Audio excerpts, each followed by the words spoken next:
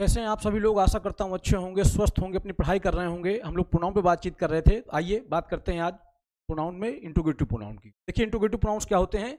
वो प्रोनाउन जो देखिए जो नाउन के लिए आए वो प्रोनाउन, और ऐसे प्रोनाउन जो नाउन के लिए भी आए प्लस क्वेश्चन पूछे, उन्हीं को हम बोलते हैं क्या, इंट्रोगेटिव प्रोनाउन। आइए देखते हैं। देखिए इंट्रोगेटिव प्रोनाउन है ना, हु, हुम, हुज, विच और वाट, ये हमारे इंट्रोगेटिव प्रोनाउंस होते हैं। जैसे लिखा है हु हेल्प्स यू, ठीक, हु हेल्प्स यू से लिखा हुआ है हु हु हेल्प्स यू। देखिए हु हेल्प्स यू, ये जो हु है इसी नाउन के लिए आया है। नाउन के लिए आया है तो प्रोनाउन, और क्वेश्चन पूछ रहा है तो हो गया क्या हमारा इंट्रोगेटिव प्रोनाउन। और ये क्या है, सब्जेक्ट है। यानी हु इंट्रोगेटिव प्रोनाउन होता है, और ये किसका काम करता है, प्रायः सब्जेक्ट का काम करता है। फिर देखिए लिखा है whom did she love, whom did she love. अब सी हमारा सब्जेक्ट है, लव हमारी मेन वर्ब है, डिड हमारी हेल्पिंग वर्ब है, और जो हुम है इसी लव का ऑब्जेक्ट है। और किसी नाउन के लिए आया है तो प्रोनाउन, क्वेश्चन पूछ रहा है तो इंट्रोगेटिव प्रोनाउन, और क्या काम कर रहा है, ऑब्जेक्ट का। अच्छा हु और हुम इनका प्रयोग लिविंग के लिए होता है, ध्यान रखिएगा। Whose is this book. अच्छा हुज, हुज का प्रयोग होता है पोजेशन शो करने के लिए, अधिकार प्रकट करने के लिए, ठीक। Whose is this book. अब देखिए क्वेश्चन पूछ रहा है तो इंट्रोगेटिव प्रोनाउन है ना, समझ पा रहे हैं। और क्या कर रहा है, ये पोजेशन शो कर रहा है। विच इज हर बुक, विच क्या करता है, ये चॉइस बताता है ना, विकल्प को बताता है, ठीक। क्वेश्चन पूछ रहा है तो प्रोनाउन, नाउन के लिए आया है तो प्रोनाउन, और क्वेश्चन पूछ रहा है तो इंट्रोगेटिव प्रोनाउन, ठीक। व्हाट डिड सी ईट, अब सी सब्जेक्ट है, ईट हमारा वर्ब है, व्हाट हमारा क्या है, ऑब्जेक्ट है। क्वेश्चन पूछ रहा है, नाउन के लिए आया है तो प्रोनाउन, और क्वेश्चन पूछ रहा है तो इंट्रोगेटिव प्रोनाउन। देखिए कुल मिला के मैं आपको बताऊं, ये हु, हुम, हुज, विच और व्हाट, ये हमारे इंट्रोगेटिव प्रोनाउन होते हैं। इंट्रोगेटिव प्रोनाउंस में तो कोई प्रॉब्लम नहीं है। वे प्रोनाउंस जो नाउन के लिए आए तो प्रोनाउन प्लस क्वेश्चन भी पूछे, उन्हीं को हम बोलते हैं क्या, इंट्रोगेटिव प्रोनाउन। इसमें बहुत कुछ समझाने जैसा है नहीं, ठीक। हाँ ये समझ लीजिए, हु का प्रयोग सब्जेक्ट के लिए होता है, हुम का प्रयोग ऑब्जेक्ट के लिए होता है, लिविंग के लिए। हुज पोजेशन शो करता है, अधिकार प्रकट करता है। विच का प्रयोग लिविंग नॉन लिविंग दोनों के लिए होता है, और ये क्या, चॉइस बताता है। व्हाट सब्जेक्ट के लिए भी आ सकता है, ऑब्जेक्ट के लिए भी, सब्जेक्ट रूप में भी आ सकता है, ऑब्जेक्ट रूप में भी आ सकता है। ये हमारे क्या हैं, ये हमारे इंट्रोगेटिव प्रोनाउंस हैं, ठीक है। आइए प्रोनाउन को आगे बढ़ाते हैं।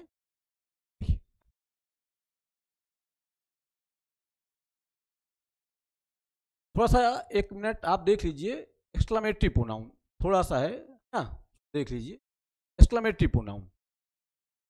देखिए एक्सक्लेमेटरी प्रोनाउन कोई प्रॉब्लम नहीं है। देखिए है क्या, जब वर्ड का प्रयोग सरप्राइज, आश्चर्य को व्यक्त करने के लिए होता है तो इसे एक्सक्लेमेटरी प्रोनाउन कहते हैं। यानी वर्ड का यूज जब सरप्राइज को बताए, आश्चर्य को बताए, तो उसको आप क्या बोलते हैं, एक्सक्लेमेटरी प्रोनाउन। जैसे लिखा what Shyam has gone mad, क्या श्याम पागल हो गया है।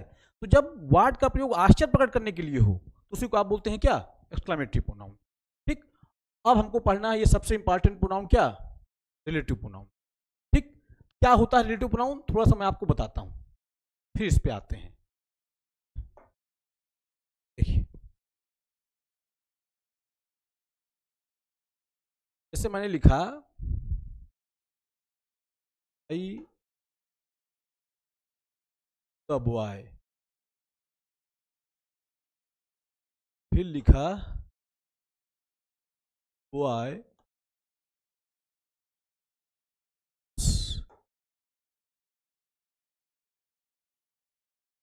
देखिए मैंने लिखा आई नो द बॉय, तो आई नो द बॉय, फिर लिखा the boy comes here daily. अब आप अगर आप देखिए ये दो बातें लिखी हुई हैं, एक है आई नो द बॉय, दूसरा है the boy comes here daily. अब इसी को अगर मैं ऐसे लिख दूं, मैं लिख दूं I know the boy who comes here daily. अब आप देखिए इन दोनों बातों को कौन जोड़ रहा है, हु। और दूसरी चीज, ये जो हु है किसके लिए आया है, इस बॉय के लिए। बॉय हमारा नाउन है, यानी नाउन के लिए आया तो ये क्या हो गया, पहली बात तो नाउन के लिए आया तो प्रोनाउन हो गया। ऊपर से आप एक चीज देखिए, एक ये बात और एक ये बात, इन दोनों बातों को जोड़ भी रहा है। यानी कि जोड़ने का जो काम करते हैं वो काम करते हैं कौन, कंजंक्शन, यानी कि pronoun plus conjunction is equal to relative pronoun. किस समझ लीजिए, यानी वो वर्ड्स जो हमारा प्रोनाउन भी हो प्लस कंजंक्शन भी हो, उसी को हम बोलते हैं क्या, रिलेटिव प्रोनाउन। बहुत इंपॉर्टेंट आप रिलेटिव प्रोनाउन होते हैं, है ना, इनको हम डिटेल से जानेंगे। रिलेटिव प्रोनाउन के बारे में आप ये जान गए होंगे कि जो नाउन के लिए आए तो प्रोनाउन और प्लस कंजंक्शन का भी काम करें, वही क्या होते हैं, रिलेटिव प्रोनाउन। यानी pronoun plus conjunction is equal to relative pronoun. ठीक, तो इसी को आइए पढ़ते हैं डिटेल से। आइए देखिए क्या होते हैं रिलेटिव प्रोनाउन, जानते हैं। देखिए लिखा, वे प्रोनाउन जो अपने पहले प्रयुक्त नाउन या नाउन इक्विवेलेंट को रिलेट करते हैं तथा दो क्लाजों को जोड़ने का कार्य भी करते हैं, उन्हीं को रिलेटिव प्रोनाउन कहते हैं। मैंने आपको पहले बता दिया, यानी कि जो नाउन के लिए आए तो प्रोनाउन, और जो जोड़ने का काम भी करें। ठीक, तो यानी प्रोनाउन भी हो कंजंक्शन भी हो, उन्हीं को हम बोलते हैं क्या, रिलेटिव प्रोनाउन। तो देखिए कौन कौन से रिलेटिव प्रोनाउन होते हैं। Who, whom, which, whose, that, what, as, but, ये हमारे प्रमुख रिलेटिव प्रोनाउंस हैं, इन्हीं के बारे में हम अब जानेंगे। ठीक है, फिर देखिए कुछ और हैं, जैसे लिखा है whoever, whosoever, whose, अच्छा whose तो यहां लिखा ही था, है ना। ठीक, whatever, whatsoever, whichever, ये जो हमारे हैं इनको हम क्या बोलते हैं, कंपाउंड रिलेटिव प्रोनाउंस बोलते हैं। ठीक, जो मेन रिलेटिव प्रोनाउन है वो यही है, इन्हीं का यूज ज्यादातर होता है। ठीक, इनको कंपाउंड प्रोनाउन बोलते हैं। ठीक है, एंटीसीडेंट क्या होता है, आइए थोड़ा सा देख लेते हैं। Someone or something existing or happening before, specially as the cause or origin of something existing or happening later. अभी हम इसके बारे में जानेंगे, मैं बताऊंगा आपको एंटीसीडेंट क्या होते हैं, अभी समझाऊंगा। अभी फिलहाल के रूप में हम ये समझ लें कि ये हमारे क्या हैं, ये हमारे रिलेटिव प्रोनाउंस हैं। ठीक है, आइए जानते हैं।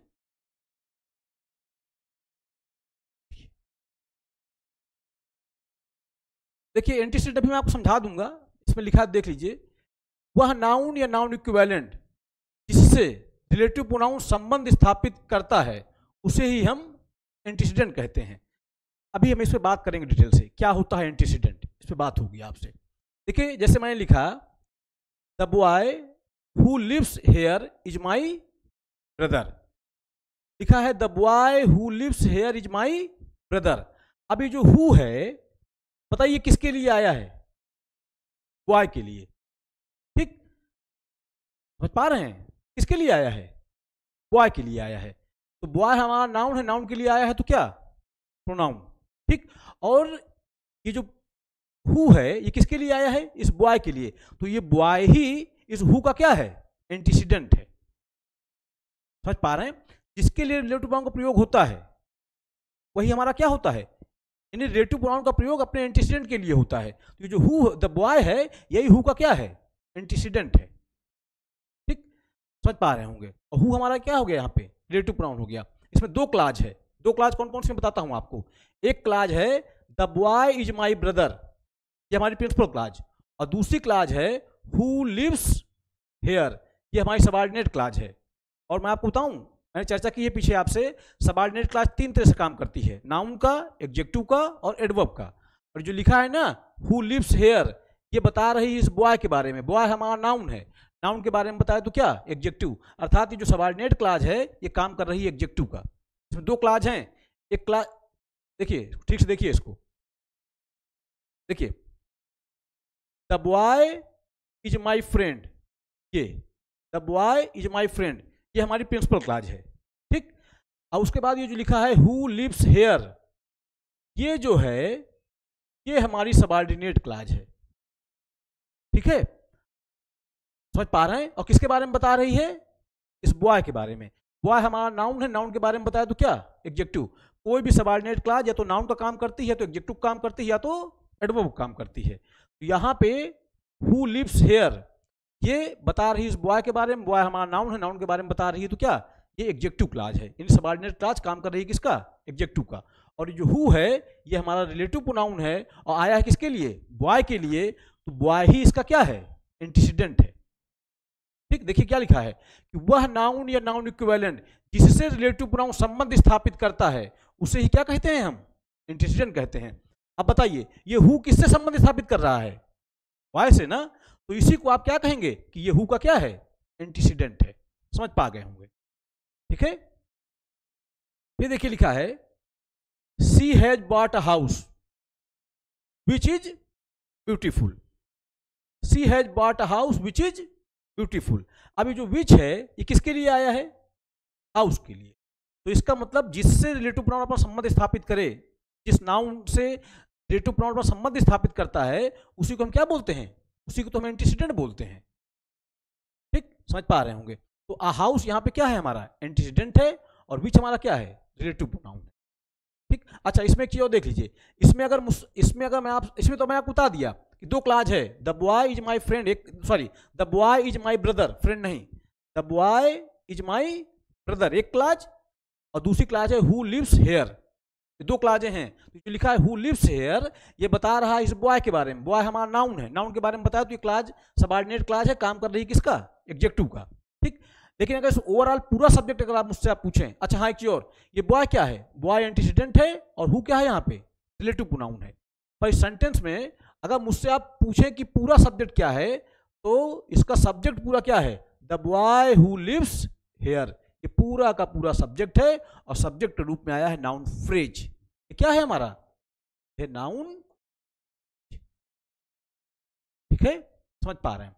इस नाउन फ्रेज के अंदर एक सबऑर्डिनेट क्लाज भी है, तो काम कर रही है किसका,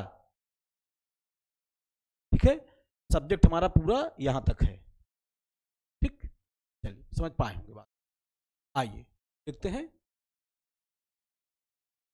अब देखिए फंक्शंस ऑफ रिलेटिव प्रोनाउन। देखिए रिलेटिव बहुत इंपॉर्टेंट टॉपिक होता है, इसको बहुत अच्छे से आपको डिटेल समझाऊंगा।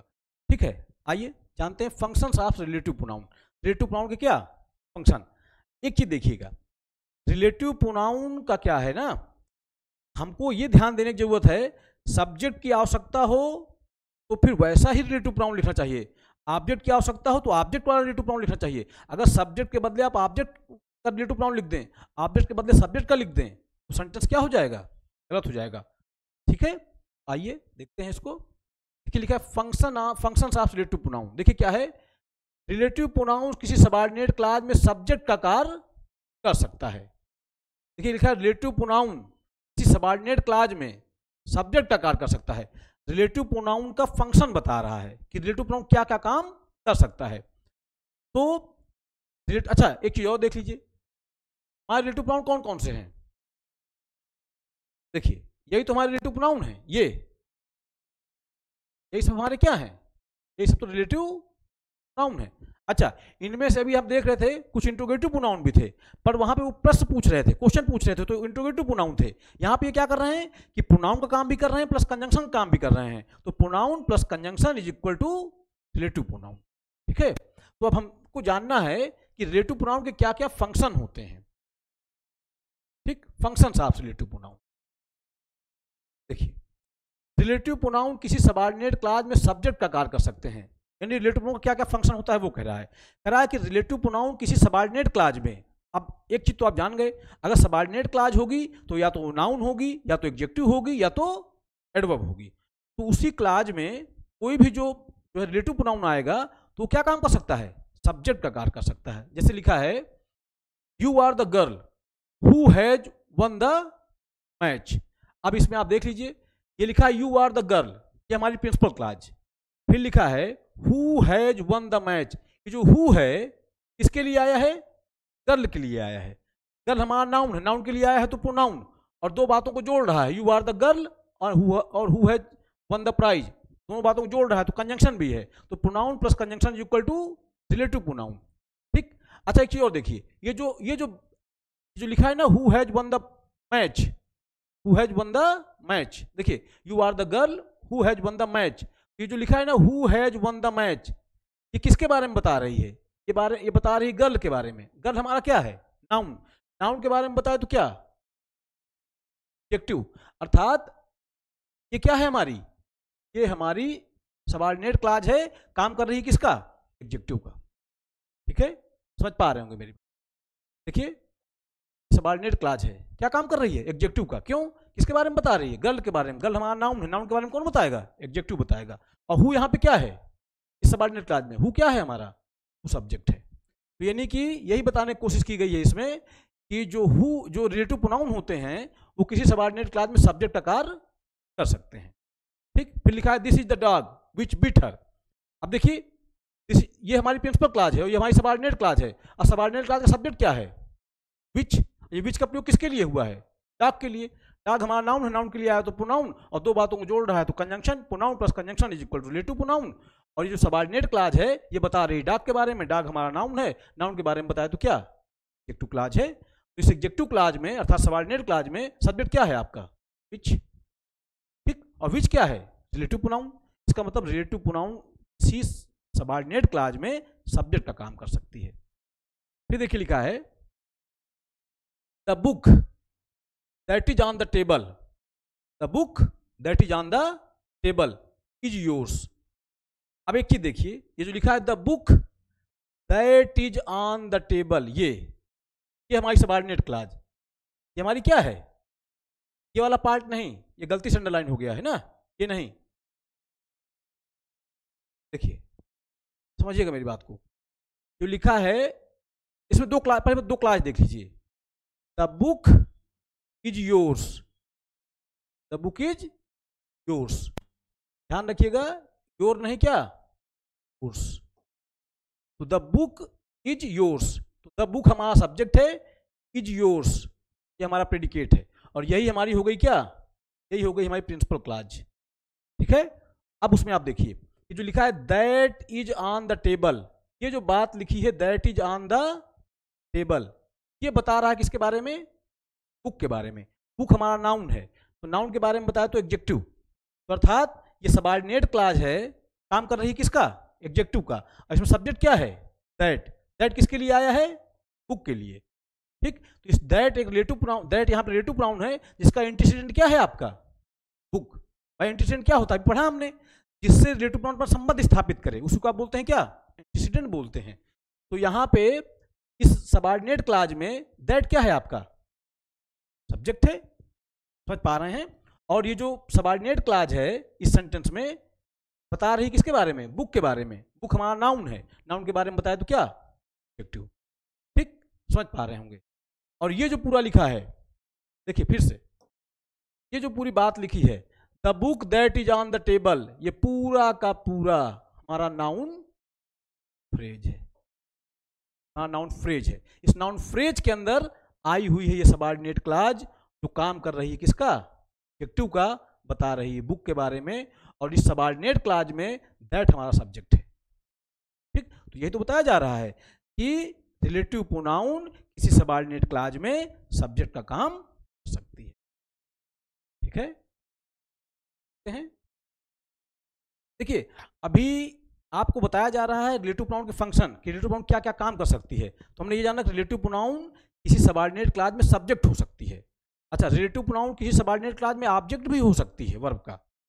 ठीक, तो क्या क्या यूज होते हैं पहले वो देख लेते हैं और फिर समझेंगे कि रिलेटिव प्रोनाउन का प्रयोग किन किन परिस्थितियों में कैसे कैसे होता है, वही बड़ा इंपॉर्टेंट है। ठीक है, मैं बताऊंगा मैं आपको सब, एक से जीरो से सारी बातें बताऊंगा जितना होता है सब। ठीक, इसमें सबसे इंपॉर्टेंट है कि जब सब्जेक्ट की डिमांड होगी तो सब्जेक्ट वाला रिलेटिव प्रोनाउन आना चाहिए, जब ऑब्जेक्ट की डिमांड होगी तो ऑब्जेक्ट वाला रिलेटिव प्रोनाउन आना चाहिए। वो बड़ा इंपॉर्टेंट है, अभी जानेंगे आगे। पहले हम जान लेते हैं फंक्शन, क्या फंक्शन है रिलेटिव प्रोनाउन के, उसको पहले जान लेते हैं। देखिए अब कह रहा है कि रिलेटिव प्रोनाउन किसी सबऑर्डिनेट क्लॉज में वर्ब के ऑब्जेक्ट का कार्य कर सकता है। ठीक है, अभी हमने देखा सब्जेक्ट के रूप में, अब हम क्या देख रहे हैं? ऑब्जेक्ट के रूप में। जैसे लिखा है she is the girl whom I love। अब देखिए शी इज द गर्ल, ये हमारी क्या है? प्रिंसिपल क्लॉज है। अब देखिए whom I love, तो ये दरअसल लिखा है I love the girl, उसी गर्ल के बदले क्या लिखा है आपने? whom। ठीक, ये बात ऐसी लिखी है she is the girl I love the girl, इसी गर्ल के बदले क्या लिख दिया है आपने? whom, तो गर्ल यहां क्या है, लव का ऑब्जेक्ट है, और उसी ऑब्जेक्ट के बदले आपने लिखा है क्या, whom। समझ पा रहे हैं, इसको फिर समझिए भाई, लिखा है she is the girl whom I love, इसका मतलब दरअसल ये ऐसे लिखा है, she is the girl and I love the girl, ये दो बातें इस तरह से हो जाएंगी। अब इसको हटा के मैंने लिख दिया है she is the girl whom I love, तो ये whom कहां किसके बदले आया, इस गर्ल के बदले आया, ठीक। और एक चीज, एक ये बात और एक ये बात, दोनों बातों को जोड़ भी रहा है, नाउन के बदले आया तो प्रोनाउन, और दो बातों को जोड़ रहा है तो क्या, कंजंक्शन, तो pronoun plus conjunction is equal to relative pronoun. और यहां पे जो whom है किस तरह से आया है, ऑब्जेक्ट की तरह से, क्यों, क्योंकि ये गर्ल के बदले मैंने लिखा था, तो गर्ल क्या था, गर्ल तो लव का ऑब्जेक्ट था ना, तो यहां पे ये जो whom है ये क्या है, सी वर्ब का ऑब्जेक्ट है, ठीक है, समझ रहे होंगे। ये रिलेटिव प्रोनाउन किस रूप में आया है, वर्ब के ऑब्जेक्ट के रूप में। और अच्छा क्यों, देखिए ये जो पूरी बात लिखी है, ये whom I love, ये देखिए ये जो बात लिखी है ना, I love, ये पूरी की पूरी हमारी सबऑर्डिनेट क्लॉज है, किसके बारे में बता रहा है, गर्ल के बारे में, ठीक। गर्ल हमारा नाउन है, नाउन के बारे में बताया तो क्या, एडजेक्टिव क्लॉज, सबऑर्डिनेट क्लॉज काम कर रही है किसका, एडजेक्टिव का, और यहाँ पे whom क्या है, इस लव का ऑब्जेक्ट है, समझ रहे होंगे मेरी बात। तो ये जो लिखा है ना, ये whom I love, ये पूरी की पूरी क्या है हमारी, ये पूरी ये सबऑर्डिनेट क्लॉज है, क्या काम कर रही है, एडजेक्टिव का, ठीक। whom क्या है, इस लव का ऑब्जेक्ट है, किसके लिए आया था, गर्ल के लिए, ठीक। तो गर्ल नाउन, नाउन के बदले आया तो क्या, प्रोनाउन, ठीक। और जोड़ रहा है दो बातों को, तो conjunction, pronoun plus conjunction is equal to relative pronoun, और लव का क्या है, ऑब्जेक्ट है, object of the, object of verb love. समझ पा गए होंगे मेरी बात को।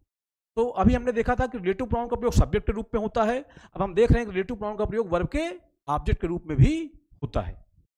आइए और देखते हैं, देखिए फिर लिखा है this is the book which she likes most.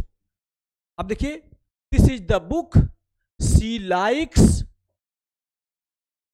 The book most, ये ऐसे लिखा हुआ है वास्तव में, अगर इस विच को मैं थोड़ी देर के लिए हटा दूं, ये दो बातें ऐसे लिखी हुई हैं, दिस इज द बुक एक बात, she likes the book most, she likes the book most, ये दो बातें ऐसे लिखी हुई हैं। तो दिस इज द बुक, ये हमारी एक क्लॉज हो गई, प्रिंसिपल क्लॉज है, she likes the book most. अब इसी द बुक के बदले हमने क्या लिख दिया है, विच लिख दिया है, सी बुक के बदले यहां जो मैंने लिखा ना सी लाइक्स द बुक, इसी बुक के बदले क्या लिख दिया है, विच। अब बुक क्या था यहां पे, इस लाइक्स का क्या था, ऑब्जेक्ट था, तो ऑब्जेक्ट के लिए, अब ये बुक ऑब्जेक्ट था तो ऑब्जेक्ट के लिए तो ऑब्जेक्ट लिख पाएंगे ना आप, तो ये विच क्या है यहां पे, विच यहां पे ऑब्जेक्ट है किसका, लाइक्स का। समझ पा रहे होंगे मेरी बात को। और ये जो है पूरा, ये पूरी बन रही है हमारी सबऑर्डिनेट क्लॉज, जो बता रही किसके बारे में, द बुक के बारे में।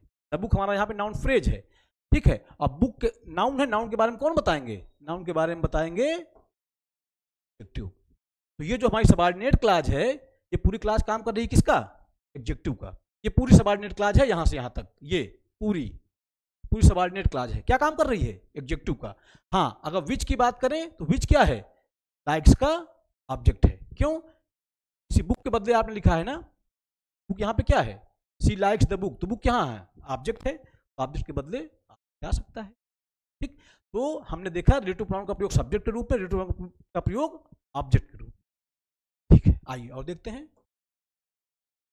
फिर देखिए लिखा है the car that I have bought is white. अब इसको ध्यान से देखिए, इस तरह लिखा है the car is white, the car is white, तो ये हमारी प्रिंसिपल क्लॉज हो गई, ठीक, ये हमारी हो गई principal clause, the car is white.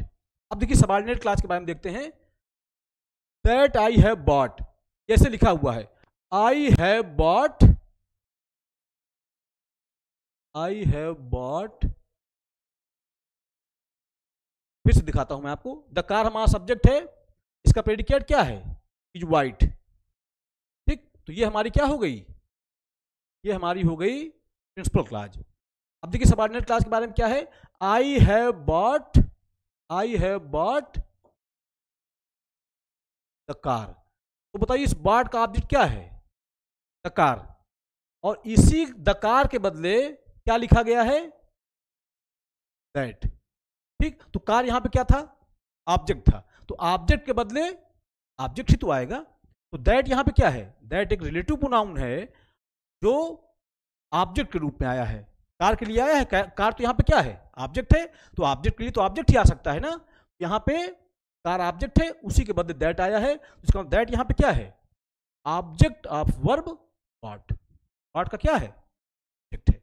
हाँ, और एक चीज देखते हैं आप, ये जो लिखा है ना दैट आई हैव बॉट, ये पूरा इतना दैट आई हैव बॉट, ये हमारी सबऑर्डिनेट क्लॉज है, बता रही है कार के बारे में, द कार के बारे में। द कार हमारा नाउन फ्रेज है, नाउन के बारे में बताया तो क्या, एडजेक्टिव। अर्थात ये सबऑर्डिनेट क्लॉज काम कर रही है किसका, एडजेक्टिव का। इसमें से दैट आपका क्या है, ऑब्जेक्ट है। ठीक है, यानी कि हमने ये देखा कि रिलेटिव प्रोनाउन का प्रयोग सब्जेक्ट के रूप में हो सकता है, रिलेटिव प्रोनाउन का प्रयोग वर्ब के ऑब्जेक्ट के रूप में भी हो सकता है। ठीक है, आइए और देखते हैं, ठीक है ना। चलिए, मेरी बात समझ पा रहे होंगे आप, ठीक है। देखिए आगे देखते हैं।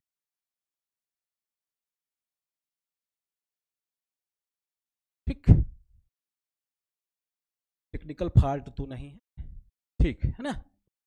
ठीक, देखिए फिर लिखा है किसी सबऑर्डिनेट क्लॉज में रिलेटिव प्रोनाउन किसी प्रीपोजिशन के ऑब्जेक्ट के रूप में प्रयुक्त हो सकता है। हमने देखा कि रिलेटिव प्रोनाउन किस तरह आ रहा था, सब्जेक्ट के रूप में। फिर हमने देखा रिलेटिव प्रोनाउन किस तरह आ रहा था, ऑब्जेक्ट के रूप में।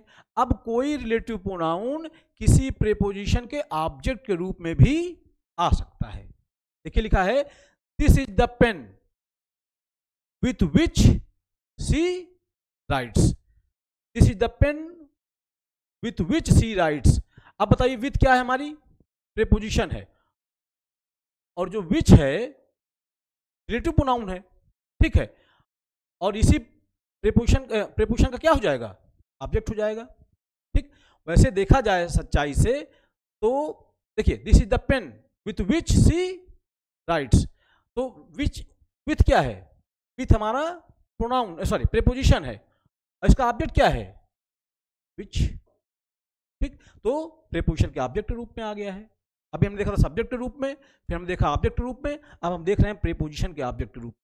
अच्छा एक बात और, ये जो लिखा है ना विच सी राइट्स, इसमें मैं आपको बहुत कुछ एक्सप्लेन कर सकता हूं, बट मुझे लगता है शायद अभी वो समय नहीं है कि मैं आपको उसको एक्सप्लेन करूं। इसमें बहुत कुछ है बताने के लिए ना। ये तो ठीक है, मैंने आपको इतना बता दिया कि ये जो विच है ये विथ प्रीपोजिशन का ऑब्जेक्ट है, बट इसमें और भी बहुत सारी चीजें हैं ना। अब देखिए यही फर्क होता है ऑफलाइन और ऑनलाइन में। अभी यही ऑफलाइन में होता तो मैं इसको बड़े अच्छे से एक्सप्लेन करता। ऑनलाइन में बहुत सारी मजबूरियां होती हैं, चाह के भी बहुत कुछ, मेरी तो बड़ी कोशिश होती है कि मैं बहुत कुछ एक्सप्लेन कर दूं, पर अब इस चीज़ को एक्सप्लेन करने के लिए एक टाइम ठीक ठाक चाहिए, और उसके लिए बहुत अच्छी समझ होनी पड़ेगी। ठीक, और तो बहुत बार मजबूरियां हो जाती हैं, तो अब इसको मैं चाहता हूं बहुत कुछ बताना कि ये है क्या वास्तव में ना, लेकिन मजबूरी है, शायद नहीं बता पाऊंगा। रियलिटी तो ये है वास्तव में कि जो विथ है ये आपका प्रीपोजिशन है, और जो विच सी राइट्स ये जो है हमारा, ये रियली में वास्तव में ये है नाउन क्लॉज, और इस नाउन क्लॉज से पहले आया हुआ है प्रीपोजिशन, तो ये बना रहा है प्रीपोजिशन फ्रेज। और कोई प्रीपोजिशन जब नाउन प्रोनाउन से पहले आता है तो बनाता है प्रीपोजिशन फ्रेज, और वो प्रीपोजिशन फ्रेज काम करता है एडजेक्टिव का या तो एडवर्ब का। तो ये जो लिखा है ना विथ विच सी राइट्स, ये है प्रीपोजिशन फ्रेज, बता रहा है इस पेन के बारे में। पेन हमारा नाउन है, नाउन के बारे में बताया तो क्या, रियलिटी तो सच्चाई तो ये है। रियल जो आप देखें ग्रामर के पॉइंट ऑफ व्यू से तो ये वही सच्चाई ये है दरअसल। ठीक भाई, एक चीज मैं आपको क्लियर कर दूं, कोई प्रेपोजिशन कभी भी अकेले नहीं आएगा, उसको कोई नाउन या प्रोनाउन चाहिए ही चाहिए। अगर कोई प्रेपोजिशन कभी अकेले आया है तो या आप मान लीजिए वहां नाउन अंडरस्टूड है।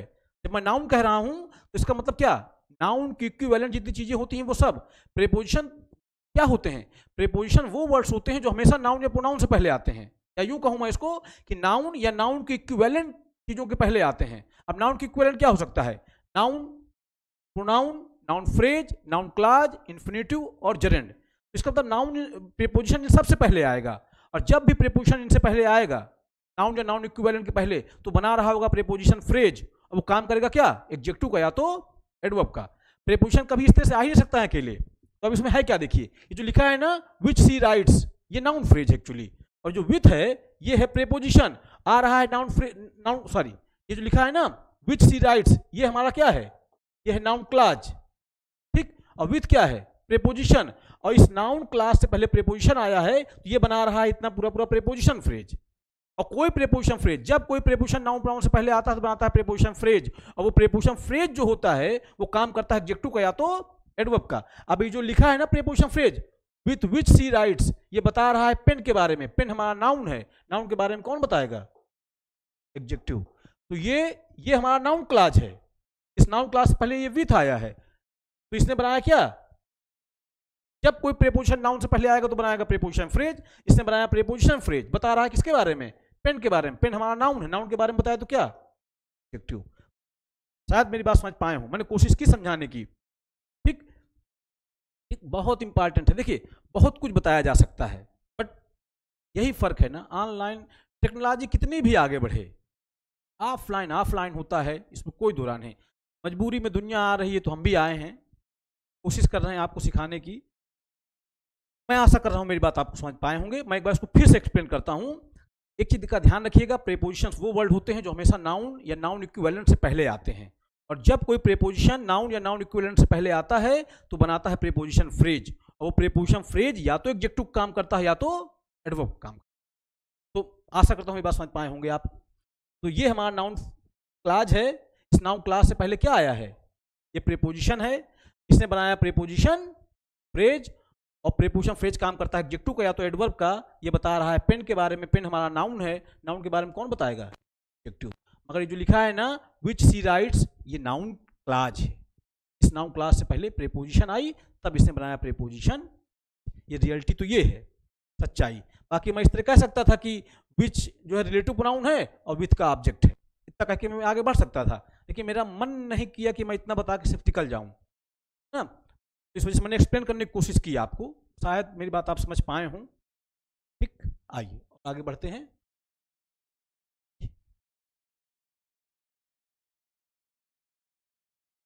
अब देखिए लिखा है that is the girl about whom we were talking. अच्छा एक चीज जान लीजिए, प्रीपोजिशन के बाद हमेशा ऑब्जेक्टिव केस का नाउन या प्रोनाउन आता है, इस चीज का ध्यान रखिएगा। देखिए लिखा this is the that is the girl about whom we were talking. अब मैं आपको बताऊं, ये जो लिखा है ना हुम वी वर टॉकिंग, ये पूरा का पूरा नाउन क्लॉज है। इस नाउन क्लॉज से पहले ये आ रही है प्रीपोजिशन, ये बना रही है प्रीपोजिशन फ्रेज, और बता रही है द गर्ल के बारे में। द गर्ल हमारा नाउन है, नाउन के बारे में बताए तो क्या, सच्चाई तो ये है, ठीक।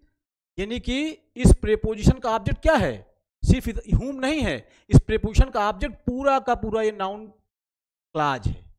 पूरी की पूरी नाउन क्लॉज इसका ऑब्जेक्ट है। सिर्फ हुम को ऑब्जेक्ट कह देना ठीक बात नहीं है, ठीक है। समझ पा रहे होंगे मेरी बात को।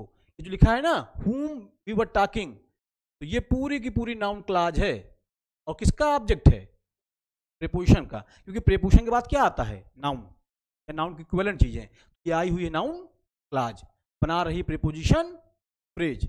ये पूरा ये बना रही है प्रीपोजिशन फ्रेज, प्रीपोजिशन फ्रेज काम कर रही किसका, जब कोई प्रीपोजिशन फ्रेज, जब कोई प्रीपोजिशन नाउन प्रोनाउन से पहले आता है तो बनाता है प्रीपोजिशन फ्रेज। वो काम करता है एडजेक्टिव का या तो एडवर्ब का, ठीक। समझ पा रहे होंगे मेरी बात को।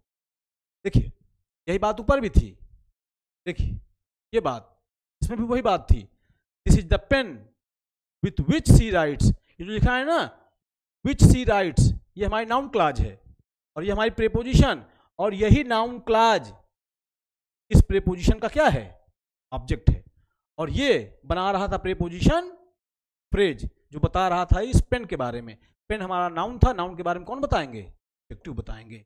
अगर अगर सिर्फ इतना कह दूं मैं आपसे कि विच जो है विथ का ऑब्जेक्ट है तो ठीक बात नहीं है। इस विथ का ऑब्जेक्ट क्या है, ये पूरी की पूरी नाउन क्लाज है।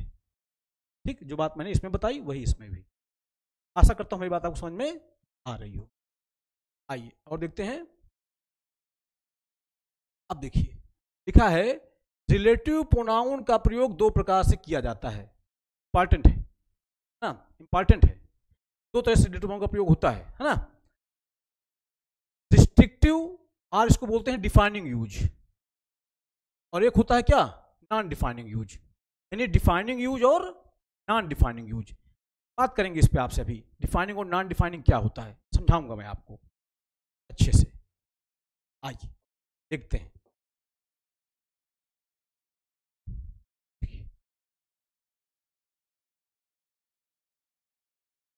देखिए रिस्ट्रिक्टिव यूज या डिफाइनिंग यूज, यानी अभी तक रिलेटिव प्रोनाउन हमने क्या जाना, मैं आपको एक बार रिपीट करता हूं। वो वर्ड्स जो नाउन के लिए आए तो प्रोनाउन हो जाएंगे, प्लस दो चीजों को जोड़ें तो कंजंक्शन भी हो जाएंगे। यानी जो प्रोनाउन भी है कंजंक्शन भी है, वही हमारा क्या है, वही हमारा रिलेटिव प्रोनाउन है। हमने जाना रिलेटिव प्रोनाउंस का। अच्छा, रिलेटिव प्रोनाउन किसके लिए आते हैं, किसी एंटीसीडेंट के लिए आते हैं। एंटीसीडेंट क्या होता है, जिससे रिलेटिव प्रोनाउन अपना संबंध स्थापित करता है, उसको बोलते हैं क्या आप, उसका एंटीसीडेंट बोलते हैं। अच्छा, एक चीज, रिलेटिव प्रोनाउन का यूज कहां कहां हो सकता था, रिलेटिव प्रोनाउन का यूज हो सकता है किसी भी सबऑर्डिनेट क्लॉज में सब्जेक्ट की तरह से। रिलेटिव प्रोनाउन का यूज हो सकता था किसी भी सबऑर्डिनेट क्लॉज में वर्ब के ऑब्जेक्ट की तरह से। ठीक है, और फिर रिलेटिव प्रोनाउन का प्रयोग दरअसल हो सकता था प्रेपोजिशन के ऑब्जेक्ट के रूप में, जिसको आप कहते हैं, वो वास्तव में क्या था, वो पूरी पूरी नाउन क्लास थी। ठीक, उसके पहले प्रेपोजिशन आ रहा था, उसको इस तरह समझाया था मैंने, आपको समझाया अभी आपको। अच्छा, रिलेटिव प्रोनाउन का यूज दो तरह से होता है, एक होता है डिफाइनिंग यूज, एक होता है नॉन डिफाइनिंग यूज। इसको समझना है हम, क्या है ये डिफाइनिंग यूज और क्या है ये नॉन डिफाइनिंग यूज। इंपॉर्टेंट है डिफाइनिंग यूज और नॉन डिफाइनिंग यूज। ठीक है, कोई भी चीज मैं आपको पूरा डिटेल से बताऊंगा, छोड़ूंगा कुछ भी नहीं। ठीक, तो ताकि आपको कोई प्रॉब्लम ना हो, आप क्वेश्चन देखें तो आप कर पाएं। क्योंकि अगर हमको डिफाइनिंग यूज और नॉन डिफाइनिंग यूज नहीं पता होगा, तब भी सेंटेंस हम ठीक तरह से लिख नहीं पाएंगे। हमको पता होना चाहिए कि डिफाइनिंग यूज क्या है और नॉन डिफाइनिंग यूज क्या है। आइए देखते हैं। पहली बात देखिए, डिफाइनिंग यूज या रिस्ट्रिक्टिव यूज, नाम भी कह लीजिए। देखिए क्या लिखा है, क्या होता है ये, जब रिलेटिव प्रोनाउन का प्रयोग इस प्रकार से हो कि इससे बनी क्लाज एडजेक्टिव क्लाज का कार्य करे। इससे बनी क्लाज क्या काम करे, एडजेक्टिव क्लाज का कार्य करे, तथा अपने एंटीसीडेंट, एंटीसीडेंट आप जानते हैं जिसके लिए रिलेटिव प्रोनाउन का यूज होता है, उसी को बोलते हैं क्या, एंटीसीडेंट बोलते हैं, को स्पष्ट करता है, तो उस एडजेक्टिव क्लाज को ही डिफाइनिंग क्लाज कहते हैं, तथा रिलेटिव प्रोनाउन किसी यूज को रिस्ट्रिक्टिव या डिफाइनिंग यूज कहते हैं। मैं फिर समझा दूंगा आपको एक बार, ऐसे समझा देता हूं आपको, है ना। देखिए जैसे लिखा है, the man who lives next door is a doctor. अब इसमें दो क्लाज है, दो क्लाज कौन कौन सी है, एक तो द मैन हमारा सब्जेक्ट है, इज अ डॉक्टर, तो the man is a doctor, ये हमारी हो गई प्रिंसिपल क्लाज। ये हमारी क्या हो गई, ये हमारी हो गई प्रिंसिपल क्लाज। अब ये जो लिखा है ना, हु लिव्स नेक्स्ट डोर, ये है हमारी सबऑर्डिनेट क्लाज है। अब किसके बारे में बता रही है, मैन के बारे में। मैन हमारा नाउन है, इसका मतलब नाउन के बारे में कौन बताएगा, नाउन के बारे में बताएगा एडजेक्टिव। तो इसका मतलब ये सबऑर्डिनेट क्लास क्या काम कर रही है, एडजेक्टिव काम कर रही है। ठीक, अब ये जो, अच्छा हु यहाँ पे क्या है, हु हमारा यहाँ पे रिलेटिव प्रोनाउन है। हु क्या है यहाँ पे, रिलेटिव प्रोनाउन। कैसे है वो थोड़ा समझिएगा, ये बात ऐसे लिखी हुई है, लिखा है, बात ऐसे लिखी है, द मैन अ डॉक्टर। ठीक, एक बात ये है। दूसरी बात लिखी है, द मैन, या मैं ही भी लिख सकता हूं यहां पे, ही लिव्स नेक्स्ट डोर। ये दो बातें लिखी है। अब इन दोनों बातों को कौन जोड़ रहा था? हु। जोड़ने का काम करे तो कंजंक्शन। अच्छा, ये हु आ किसके लिए रहा है? द मैन के लिए, या ही लिखेंगे तो ही के लिए। ठीक, तो यानी नाउन के लिए आ रहा है, तो क्या है ये? प्रोनाउन भी है, प्रोनाउन भी है प्लस कंजंक्शन भी है। तो pronoun plus conjunction is equal to relative pronoun. ठीक है, pronoun plus conjunction is equal to relative pronoun. अब आप देखिए एक चीज, the man is a doctor, ये पूरी की पूरी हमारी प्रिंसिपल क्लॉज है। ठीक है, और ये जो लिखा है ना, हु लिव्स नेक्स्ट डोर, ये हमारी सबऑर्डिनेट क्लॉज। कैसे है तो मैंने भैया आपको समझा दिया कैसे है ना। हु का यूज किसके लिए हुआ है? मैन के लिए हुआ है। ठीक, मैन नाउन था, नाउन के बदले आया तो प्रोनाउन, दो क्लॉजों को जोड़ रहा है तो कंजंक्शन, यानी pronoun plus conjunction is equal to relative pronoun. ठीक, तो ये जो है हु लिव्स नेक्स्ट डोर, ये पूरी की पूरी सबऑर्डिनेट क्लॉज है। किसके बारे में बता रही है? इस मैन के बारे में। मैन हमारा क्या है? नाउन है। नाउन के लिए, नाउन के बारे में बताया तो क्या? एडजेक्टिव, अर्थात ये सबऑर्डिनेट क्लॉज क्या काम कर रही है? एडजेक्टिव का। अब हमको ये जानना है कि डिफाइनिंग यूज है कि नॉन डिफाइनिंग यूज है, ये हमको समझना है। देखिए क्या है, जब रिलेटिव प्रोनाउन का प्रयोग इस प्रकार से हो कि इससे बनी क्लॉज एडजेक्टिव क्लॉज का कार्य करे, तो एडजेक्टिव क्लॉज का कार्य तो कर रही है, तथा अपने एंटीसीडेंट को स्पष्ट करता है। इस एंटीसीडेंट को क्या करे? स्पष्ट करे। तो इसी एडजेक्टिव क्लॉज को हम क्या कहते हैं? डिफाइनिंग क्लॉज कहते हैं। मैं आपको बताऊं। अच्छा, आप ये बताइए, जो लिखा है ना हु लिव्स नेक्स्ट डोर, क्या ये मैन को डिफाइन नहीं कर रहा है? कर रहा है। यानी मैन के बारे में ये अतिरिक्त जानकारी नहीं है। ठीक, मैन को ये डिफाइन कर रहा है। आदमी कौन वाला डॉक्टर है? कोई और आदमी डॉक्टर नहीं है, वही आदमी डॉक्टर है जो मेरे बगल रहता है, बाकी दुनिया का आदमी डॉक्टर नहीं है। तो ये जो क्लॉज है एडजेक्टिव क्लॉज, सबऑर्डिनेट क्लॉज जो एडजेक्टिव काम कर रही है, ये इस मैन को क्या कर रही है? डिफाइन कर रही है। इसी क्लॉज से पता चल रहा है कि कौन वाला आदमी डॉक्टर है। अगर ये क्लॉज आप ना लिखें तो स्पष्ट होना मुश्किल हो जाएगा कि कौन वाला आदमी डॉक्टर है। ठीक, तो ये क्लॉज इस मैन को क्या कर रही है? स्पष्ट कर रही है। तो जब कोई क्लॉज अपने एंटीसीडेंट को स्पष्ट करे तो उसी क्लॉज को बोलते हैं क्या आप? डिफाइनिंग ना, क्या बोलते हैं आप उसको? Defining clause. और रिलेटिव प्रोनाउन किसी यूज को बोलते हैं क्या आप? Defining use. समझ पा रहे हैं? अभी जब बताऊंगा आपको नॉन डिफाइनिंग यूज ना, तब आप दोनों को बेहतर रिलेट कर पाएंगे। बस मैं ये कह रहा हूं। अच्छा, एक चीज बताइए, अब मैं इसको यहीं पे आपको नॉन डिफाइनिंग का यूज दिखाता हूं तो आपको समझ में आ जाएगा। अगर मैं लिख दूं Preeti, who lives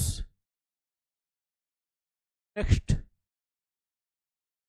door is a, देखिए the man who lives next door is a doctor, फिर मैंने लिखा Preeti who lives next door is a doctor.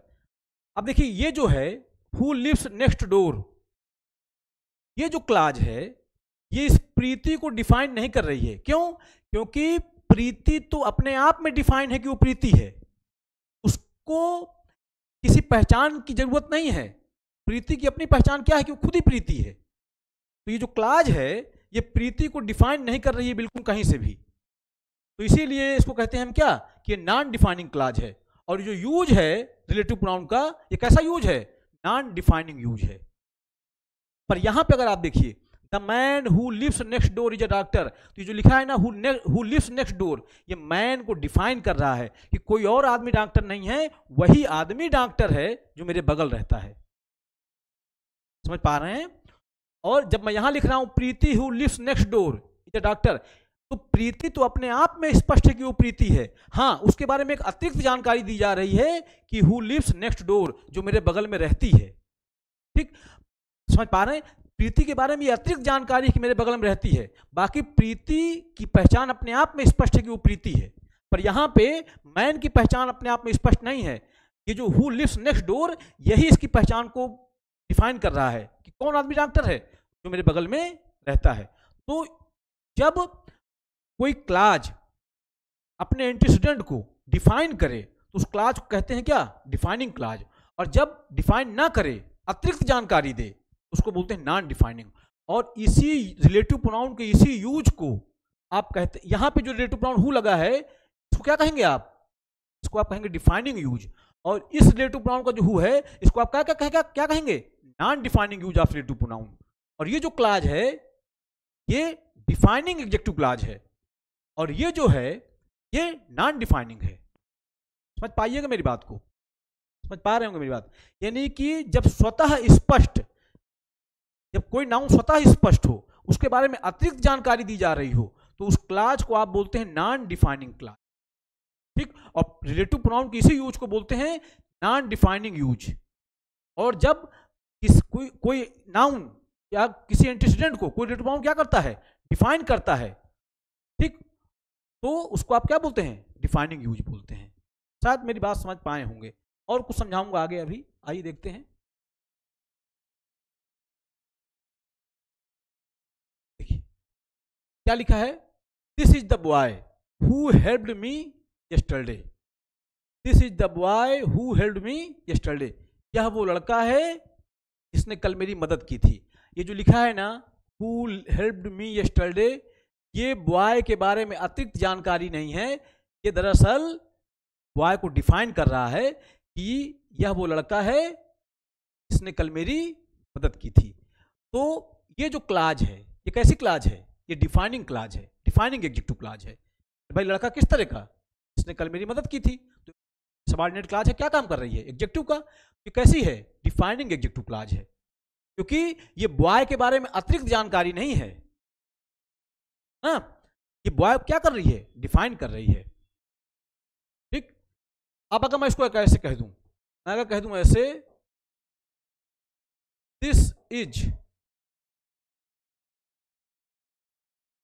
My friend, और फिर मैं कह दूं हु हेल्प्ड मी यस्टरडे। अब आप देखिए, this is my friend who helped me yesterday. ये जो क्लाज है ना, हु हेल्प्ड मी यस्टरडे, ये नॉन डिफाइनिंग क्लाज है। क्यों? क्योंकि ये जो लिखा है ना एंटीसीडेंट, भाई ये जो लिखा है हु हेल्प्ड मी यस्टरडे, इस क्लाज का एंटीसीडेंट क्या है? द बॉय है। और ये जो क्लाज है द बॉय को डिफाइन कर रही है। मगर आप यहां पे देखिए, मैंने लिखा दिस इज माई फ्रेंड, यह मेरा मित्र है। हु हेल्प्ड मी यस्टरडे, तो ये जो लिखा है ना हु हेल्प्ड मी यस्टरडे, ये मेरे मित्र के बारे में एक अतिरिक्त जानकारी दी जा रही है। उसकी अपनी पहचान तो खुद है ही है कि मेरा मित्र है, मेरा फ्रेंड है। उसकी अतिरिक्त जानकारी मैं दे रहा हूं मित्र के बारे में कि कल उसने मेरी मदद की थी। तो ये जो लिखा है ना हु हेल्प्ड मी यस्टरडे, ये कैसी क्लाज है? ये नॉन डिफाइनिंग क्लाज है। समझिएगा मेरी बात को। और यहां पे जो क्लाज है ये हु हेल्प्ड मी यस्टरडे, ये डिफाइनिंग क्लाज है। यानी कि जब कोई एडजेक्टिव क्लाज अपने एंटीसीडेंट के बारे में, अपने एंटीसीडेंट को डिफाइन करे, तो उसको आप बोलते हैं डिफाइनिंग क्लाज। और जब उसको डिफाइन ना करे बल्कि अतिरिक्त जानकारी दे, उसको आप क्या बोलते हैं?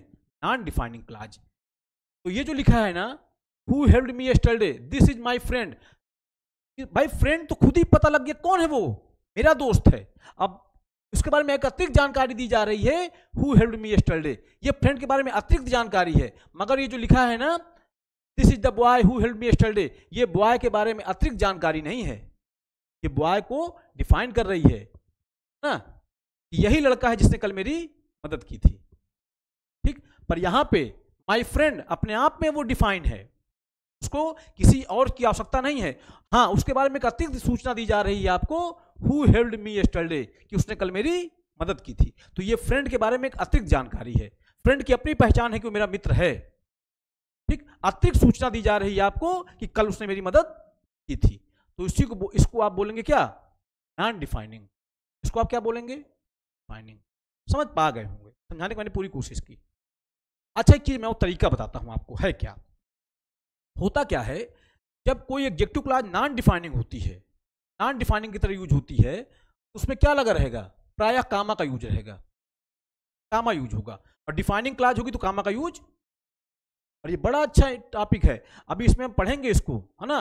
डिफाइनिंग क्लॉज और नॉन डिफाइनिंग क्लॉज जब पहचान पाएंगे तभी आप रिलेटिव प्रोनाउन ठीक यूज कर पाएंगे, नहीं तो उसमें यूज करने में भी प्रॉब्लम होती है। बहुत इंपॉर्टेंट टॉपिक है, मजा आएगी पढ़ने में आपको। आइए देखते हैं आगे। Non defining use, non defining मैंने समझा दिया है, आइए एक बार देख लेते हैं। देखिए नॉन डिफाइनिंग यूज, जब रिलेटिव प्रोनाउन का प्रयोग इस प्रकार से हो कि इससे बना एडजेक्टिव क्लॉज अपने एंटीसीडेंट को स्पष्ट ना करे, अपने एंटीसीडेंट क्या करे, स्पष्ट ना करे, बल्कि उसके बारे में अतिरिक्त जानकारी दे। मैं समझाया आपको, तो रिलेटिव प्रोनाउन के इसी यूज को हम नॉन डिफाइनिंग यूज कहते हैं, अतिरिक्त जानकारी दे। ठीक, चलिए, एडजेक्टिव क्लॉज जो स्वतः स्पष्ट किसी नाउन या प्रोनाउन के बारे में अतिरिक्त जानकारी देता है उसे मॉडिफाइंग क्लॉज या नॉन डिफाइनिंग क्लॉज कहते हैं। मैं समझा चुका आपको कि जो अतिरिक्त, ऐसा एडजेक्टिव क्लॉज जो अतिरिक्त जानकारी दे उसको क्या बोलते हैं आप, नॉन डिफाइनिंग, और जो अतिरिक्त जानकारी ना दे उसको बोलते हैं क्या, डिफाइनिंग। ध्यान रखिएगा, डिफाइनिंग और नॉन डिफाइनिंग वो सेंटेंस पढ़ के समझ में आएगा, और एक मतलब एक शॉर्टकट आप समझ लीजिए कि जब नॉन डिफाइनिंग क्लॉज होगी ना तो वहां प्रायः कामा का यूज रहेगा। ठीक, आइए समझाता हूं मैं। देखिए लिखा है, Preeti who lives next door is a retired surgeon. अब बताइए, ये जो लिखा है हु लिव्स नेक्स्ट डोर, क्या ये प्रीति के बारे में अतिरिक्त जानकारी नहीं है? अतिरिक्त जानकारी ही तो है, प्रीति की अपनी पहचान है कि वो प्रीति है। अब अतिरिक्त जानकारी उसके बारे में क्या है कि हु लिव्स नेक्स्ट डोर। ठीक, तो ये क्या है, नॉन डिफाइनिंग क्लॉज है। समझ पा रहे होंगे मेरी बात? देखिए कामा लगा है, ठीक है, ध्यान रखिएगा। हाँ, एक चीज ध्यान रखिएगा, अगर नॉन डिफाइनिंग क्लॉज आएगी तो नॉन डिफाइनिंग क्लॉज जहां शुरू होती है वहां भी कामा, और जहां समाप्त होती है वहां भी कामा। अगर बीच में आई है तो, अगर अंत में आई है तो फिर क्या लग जाएगा, फुल स्टॉप लग जाएगा। जैसे ये वाला देखिए, I have bought a car, I have bought a car which is black. अब देखिए ये नॉन डिफाइनिंग क्लॉज है, विच इज ब्लैक, कैसे जान गए आप? देखिए कामा लगा है। एक चीज समझिएगा, नॉन डिफाइनिंग क्लॉज की पहचान ही यही होती है, आपको कामा मिलेगा, समझिएगा वो क्या है, नॉन डिफाइनिंग क्लॉज। ठीक, ये नॉन डिफाइनिंग एडजेक्टिव क्लॉज है। ठीक, तो आशा करता हूं मेरी बात आपको समझ में आ रही होगी। आइए और आगे बढ़ते हैं, आइए देख लेते हैं। मैं जो आपको बता रहा था कामा वाली बात ना, वही बात लिखी है, उसको समझा देता हूं, फिर आगे बात की जाएगी। देखिए लिखा है, there are two types of adjective clauses. Adjective clause दो तरह से होती है, मैंने बताया आपको, डिफाइनिंग और नॉन डिफाइनिंग। कौन कौन सी? पहली होती है डिफाइनिंग या आइडेंटिफाइंग क्लॉज, दूसरी होती है मॉडिफाइंग या नॉन डिफाइनिंग या non identifying clause.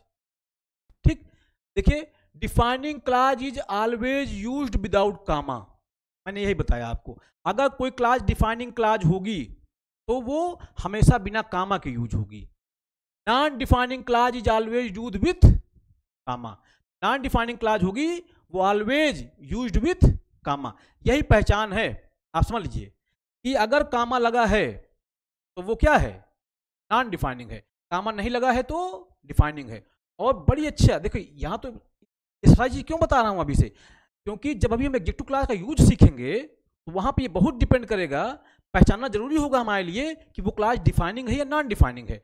Non defining clause है तो वहां पे रिलेटिव प्रोनाउन कुछ और, डिफाइनिंग क्लॉज है तो रिलेटिव प्रोनाउन कुछ और।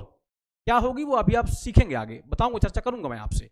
इसलिए ये बताना बड़ा जरूरी था कि क्लॉज डिफाइनिंग है कि नॉन डिफाइनिंग है। अभी से आप जाने रहेंगे तो आगे प्रॉब्लम नहीं होगी। हाँ, एक बार फिर इसको देख लीजिए, दो तरह से एडजेक्टिव क्लॉज काम करता है। एक क्या, डिफाइनिंग या इसी को आइडेंटिफाइंग भी बोलते हैं।